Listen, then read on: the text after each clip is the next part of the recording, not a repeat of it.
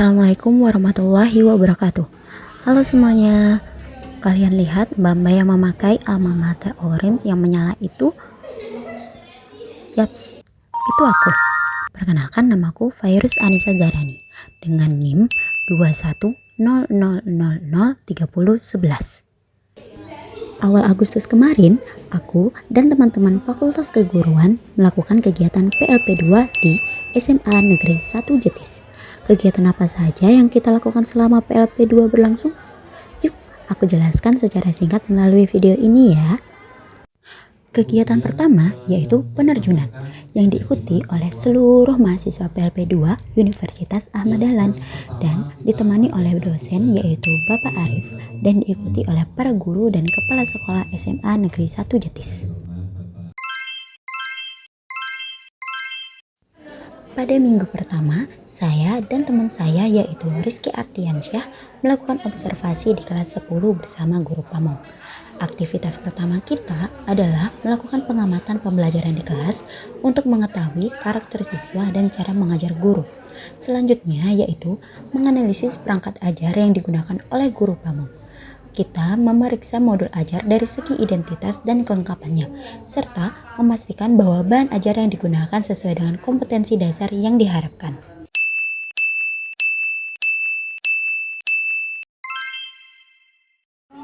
Dari analisis perangkat ajar, modul yang digunakan guru Pamong sudah mencakup berbagai aspek penting dari kompetensi dasar yang ditargetkan, khususnya dalam materi tes laporan hasil observasi.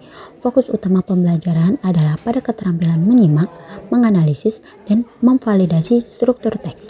Kompetensi yang diharapkan dari peserta didik seperti kemampuan evaluasi dan kreasi informasi jelas tercermin dalam bahan ajar tersebut.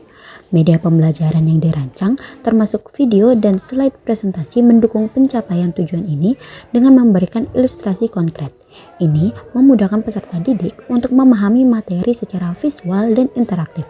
Selain itu, metode diskusi dan presentasi yang digunakan sesuai dengan tujuan pembelajaran yang menekankan analisis dan evaluasi mendalam. Keseluruhan strategi pembelajaran yang diterapkan sudah cukup sesuai dengan kompetensi dasar dan capaian pembelajaran yang diinginkan.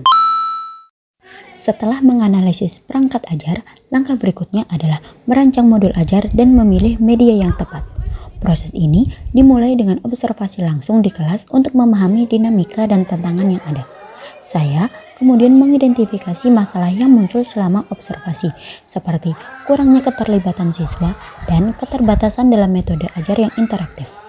Untuk mengatasi masalah ini, saya merancang modul ajar yang tidak hanya mencakup teori tetapi juga melibatkan praktik yang aktif dan menyenangkan. Salah satu solusi yang saya pilih adalah menggunakan Kahoot, sebuah platform game-based learning yang memungkinkan siswa belajar sambil bermain. Saya berharap bahwa dengan modul ini siswa dapat menganalisis dan memvalidasi struktur teks laporan hasil observasi dengan cara yang lebih interaktif. Saat praktik mengajar, saya memperkenalkan modul baru dan menggunakan Kahoot sebagai alat bantu utama.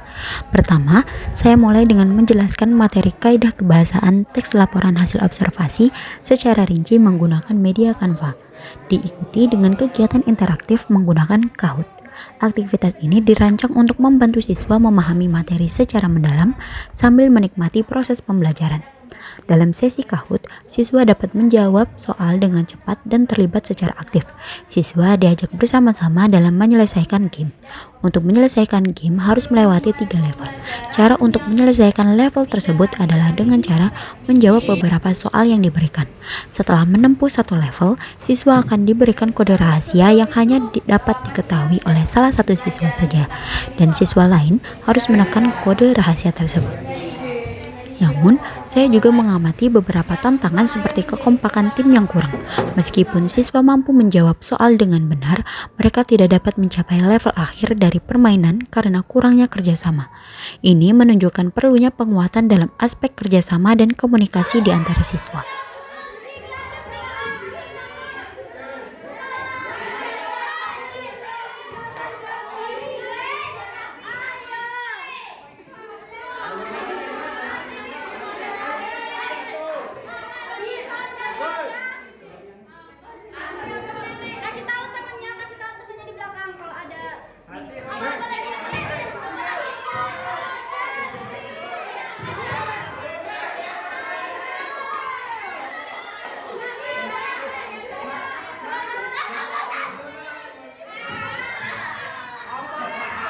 Di akhir permainan terdapat skor yang telah dihasilkan oleh siswa. Terdapat 3 skor tertinggi. Untuk mengapresiasi hal tersebut, saya memberikan hadiah kecil bagi siswa yang diharapkan dapat membangun motivasi untuk lebih baik lagi dalam melakukan pembelajaran.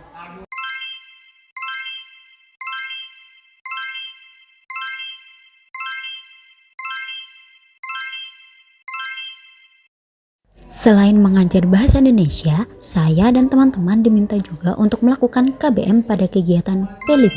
Kegiatan P5 bertujuan untuk memberikan pengetahuan dan keterampilan tambahan dari lingkungan sekitarnya. Pada bulan Agustus, materi kegiatan P5 adalah demokrasi. Siswa diminta untuk melakukan kegiatan demokrasi seperti penyuluhan, pembuatan mading, kampanye, pembuatan infografis, dan yang terakhir adalah melakukan pemungutan suara.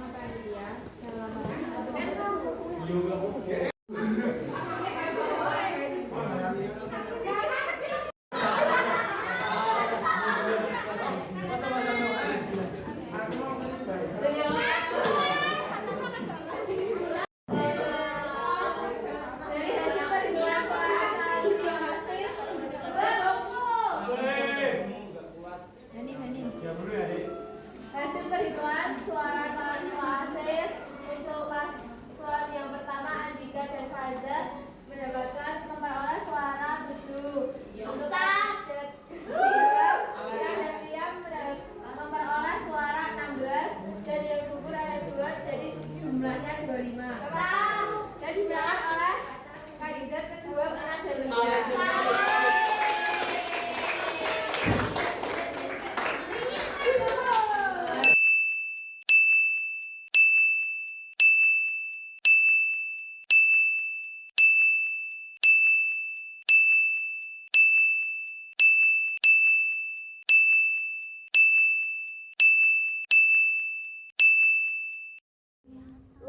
Selama sebulan menjalani kegiatan PLP2 di SMA Negeri 1 Jetis, saya mengalami berbagai dampak positif yang sangat berharga.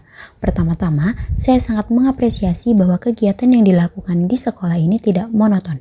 Variasi kegiatan yang diselenggarakan memungkinkan siswa untuk mengembangkan kemampuan mereka tidak hanya dalam mata pelajaran tertentu, tetapi juga dalam bidang-bidang lain yang menarik. Contohnya, perayaan Hari Kemerdekaan 17 Agustus diadakan dengan berbagai lomba yang sangat seru dan melibatkan kreativitas serta semangat siswa. Ada lomba fashion show yang unik di mana peserta menggunakan barang-barang bekas untuk menciptakan busana yang menarik. Selain itu, terdapat juga lomba estafet yang menguji kekompakan dan kecepatan tim, serta kegiatan menari yang menuntut kerjasama yang solid di antara siswa.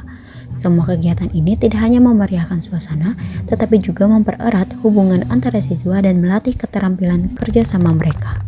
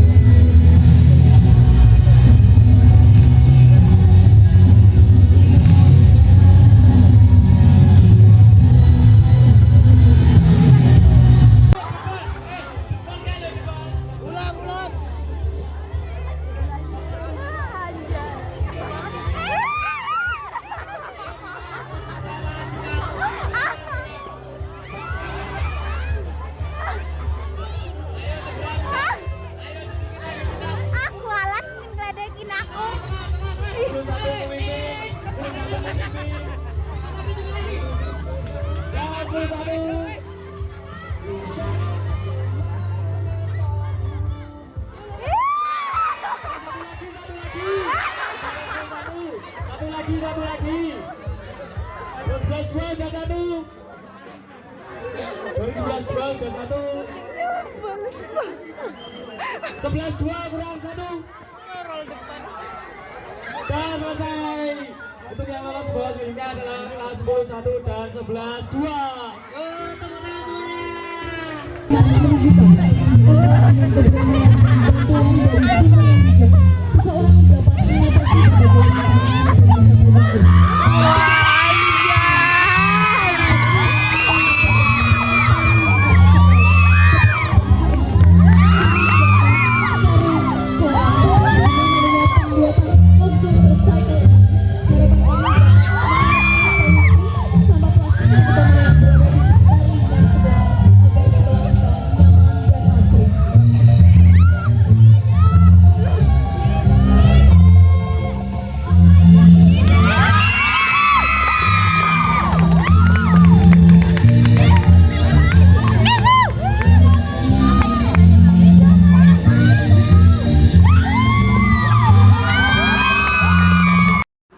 Pada sesi mengajar, saya menggunakan Kahoot sebagai alat evaluasi.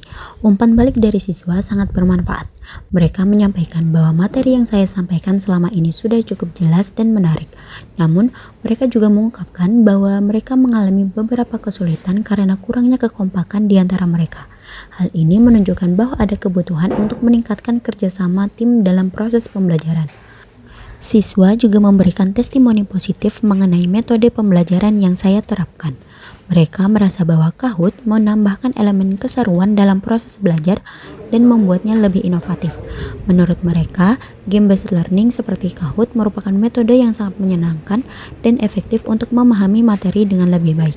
Hal ini menunjukkan bahwa metode pembelajaran yang berbasis permainan dapat menjadi alat yang sangat berguna untuk meningkatkan keterlibatan dan pemahaman siswa. Kegiatan terakhir adalah penarikan. Berikut foto-foto kegiatan penarikan PLP 2 di SMA Negeri 1 Jetis.